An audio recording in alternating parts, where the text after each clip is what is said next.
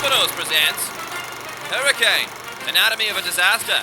August 29th, 2005. A massive hurricane named Katrina hits the Gulf Coast, and with its 140-mile-per-hour winds and 30-foot storm surges, it completely destroys any credibility the Bush administration may have had left. Stop this! Stop it right now! Look, I'm getting pretty sick and tired of all you partisans trying to make me out to be the bad guy in all this, all right? I accepted responsibility, okay? And besides, it was a natural disaster.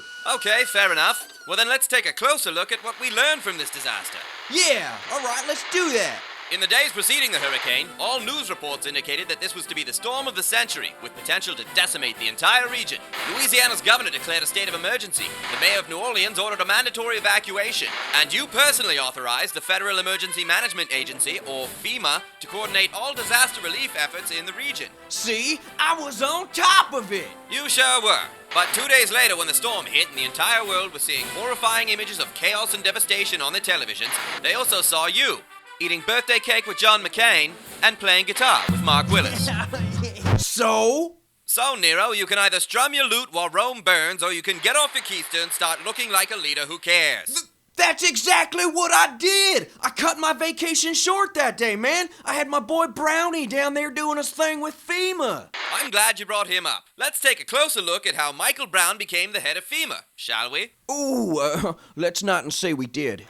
Before you were first elected president, the head of FEMA was James Lee Witt, an experienced man who was widely credited with turning the agency into an extremely effective organization.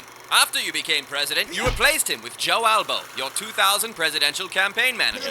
Then Albo appointed his old college buddy, Michael Brown, to be general counsel for FEMA, then quickly promoted him to deputy director. Well, what's wrong with that? Well, Brown's last job was Judges and Stewards Commissioner of the International Arabian Horse Association. He had no emergency response experience. Then, when Albo left the agency in 2003, you appointed Brown to take his place. Well, it seemed like the right thing to do at the time, okay? But here's the fun part.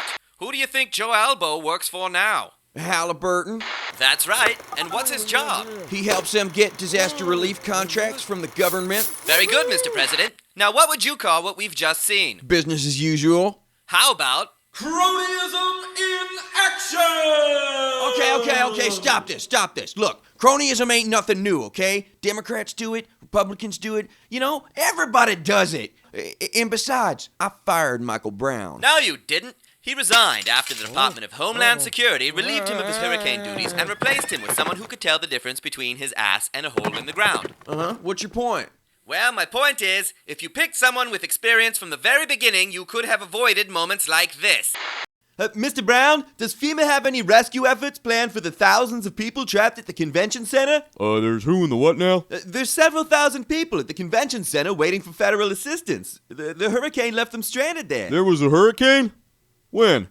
Yeah, there was a hurricane and it completely destroyed New Orleans. New Orleans? Is that where I am? I don't like it here. There's too much water. Yeah, that didn't look too good. No, it did not. And that's the bottom line, Mr. President. Americans want competence and accountability from our leaders. We don't want to believe that our public officials are just made up of the friends of the rich. We want them to be the best of the best. No special entitlements, no nepotism. If you're good at what you do, you can rise to the top in this country. That's what Americans really want from their government. Oh yeah? Well, if that's what Americans want, why'd they make me president?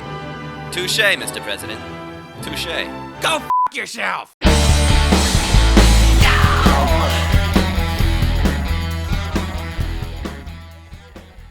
And Brownie, you're doing a heck of a job.